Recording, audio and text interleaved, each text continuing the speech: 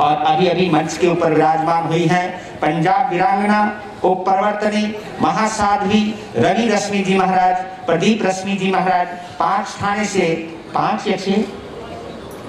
थाने से पधारी हैं। और एक बार जरा कहूंगा, हाथ उठा दे जरा, कहाँ रवि रश्मि जी, कहाँ गए? हाँ, एक बार, ताकि सभी को चेहरा पता लग जाए। हाँ, वेरी गुड। क्योंकि ये परिचय अब हम क्या करें, बार बार उठा सकते नहीं, हाथ उठा करके चेहरा दिखा देते हैं। बहुत अच्छा। अब आपके समक्ष, क्योंकि मुझे प्रोटोकॉल थोड़ा पूरा करना है, ज्यादा नहीं, अब मैं गुरुदेव श्री सुमति प्रकाश जी के लाडले प्रतिभावान डॉक्टर साहब, डॉक्टर तो बहुत मेरे डॉक्टर मेरे वाचनाचार्य भी हैं, पर लेकिन वाचनाचार्य शब्द इतना वजनदार है कि डॉक्टर शब्द छोटा पड़ जाता है उसके आगे। उपाध्याय शब्द इतना प्रबल है कि डॉक्टर शब्द छोटा पड़ जाता है, पर लेकिन उनके गुरुदेव के छोटे शिष्य लाडले डॉक्टर समकित मुनि जी आपके समक्ष 3-4 मिनट के लिए सुंदर भाव के साथ उपस्थित हो रहे हैं। और आगे ही विराजमान हैं, चेहरे पर चश्मा है, वो भी मराठा भूमि का ही पैदा हो रखा बाल है।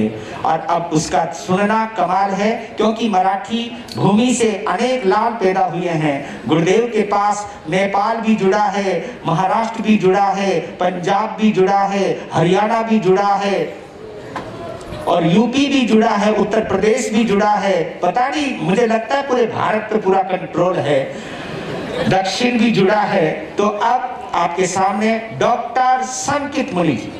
पावन चरणों में वंदन करते हुए आदरणीय विदुषी साध्वी मंडल, उपस्थित विवेकशील आत्मन, प्रसंग है केसर रसम का, और वो केसर रस्म समय पर उसका प्रारंभ हो, तो ज़्यादा ना बोलते हुए कि केसर, उसकी तासीर ठंडी होती है या गर्म? केसर ठंडा होता है या गर्म? केसर को अगर घोटा जाए और घोट करके दूध या उसका शरबत बना करके पिया जाए तो उसकी तासीर ठंडी होती है। और वैसे ही अगर केसर का सेवन किया जाए तो गर्म होता है। माने गर्म और ठंडा दोनों तासीर हो सकती है। हमारा शरीर के 2 महत्वपूर्ण अंग हैं, दिल और दिमाग। दिमाग को क्या होना चाहिए? और दिल ठंडा हो जाए तो, और दिमाग गर्म हो गया तो महत्वपूर्ण शरीर के 2 अंग, दिमाग और दिल, दिल को गर्म होना चाहिए और दिमाग को ठंडा होना चाहिए। और केसर रसम है, और ये सिर्फ रसम नहीं है, ये आचार्यों ने ये प्रणाली बहुत सोच समझ करके प्रारंभ की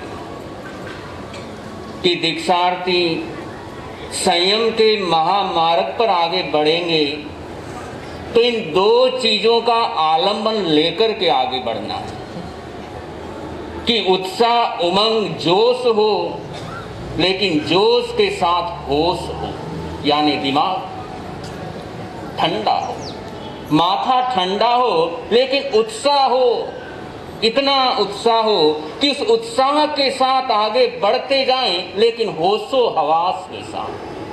अगर जोश के साथ होश रहा तो वो जोश सारे कर्मों को खामोश कर देगा, और अगर जोश के साथ होश नहीं रहा तो वो कर्मों को और मदहोश कर देगा। तो ये केसर की रस्म, क्योंकि समय सीमा ये हमारे से ही लागू हुई है, पहले फ्री था। नहीं नहीं, तो हाँ, क्योंकि रस्म है और अंडरस्टूड बात है, क्योंकि समय पर वो प्रारंभ करना ही होता है।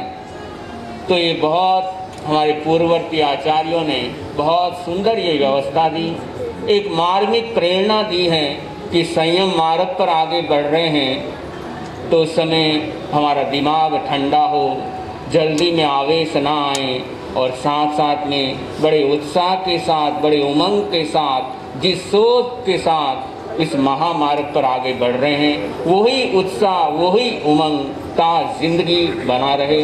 तो ये केसर का रस्म और आगे दीक्षा का प्रसंग सबके लिए मंगलमय हो, सबके लिए आनंदमय हो। इन्हीं मंगल कामनाओं के साथ अपने वक्तव्य को यहाँ पर विराम दे रहा हूँ। हर्ष हर्ष, वाह मेरे डॉक्टर, हार्ट का ऑपरेशन इतनी जल्दी, बहुत, ये कहूँगा ये कला डॉक्टरों में ही होती है। और मेरे डॉक्टर साहब ने दिल और दिमाग का, केसर की दोनों प्रणालियों का जो सुंदर संयोजन किया, वह मेरे डॉक्टर आपकी प्रतिभा को प्रणाम करता हूं। और आप इसी तरह आगे बढ़ें, शासन की प्रभावना करें, ये शुभकामना देता हूं। अब आपके समक्ष उत्तर भारतीय प्रवर्तक गुरुदेव श्री पदम चंद जी महाराज साहब, भंडारी पदम चंद जी महाराज साहब, उत्तर भारतीय प्रवर्तक वाणी भूषण श्रुताचार्य गुरुदेव श्री अमर मुनि जी महाराज साहब के होनहार शिष्य, अरे हट जा भाई,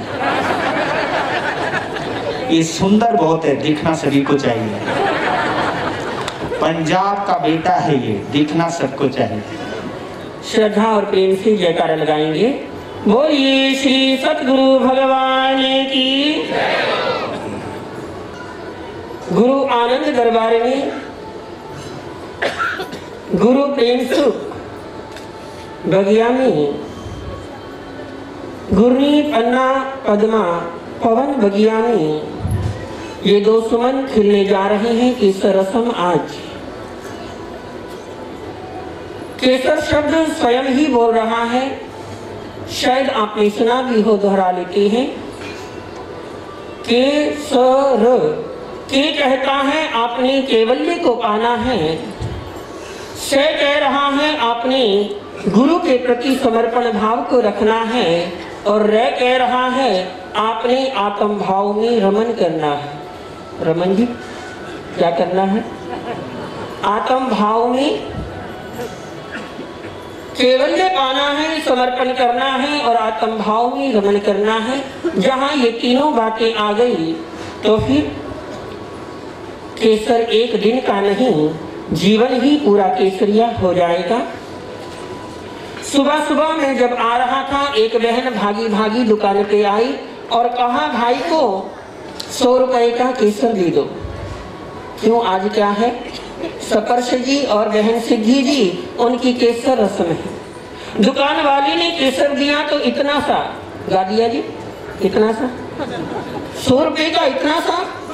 वो कहने लगा बहन झगड़ मत रगड़, क्या कर, जितना जितना केसर को रगड़ेंगे उतना उतना रंग आएगा, उतनी उतनी रंगत आएगी। आप भी जीवन में जितनी सेवा करोगी गुरु की, जितना समर्पण होगा, जितनी श्रद्धा आएगी, उतना ही आपके जीवन में वो साधना का, सिद्धि का केसरिया रंग बढ़ता जाएगा।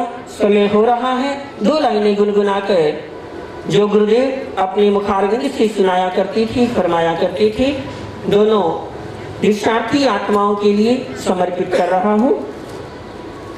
चाहे दिन हो चाहे रात हो, गुरु आज्ञा ही दीक्षार्थी की बात हो चाहे दिन हो चाहे गुरु आज्ञा ही दीक्षार्थी की, चाहे धूप हो बरसात हो, गुरनी आज्ञा ही वैरागन की बात हो, चाहे धूप हो बरसात हो, गुरनी आज्ञा ही वैरागन की।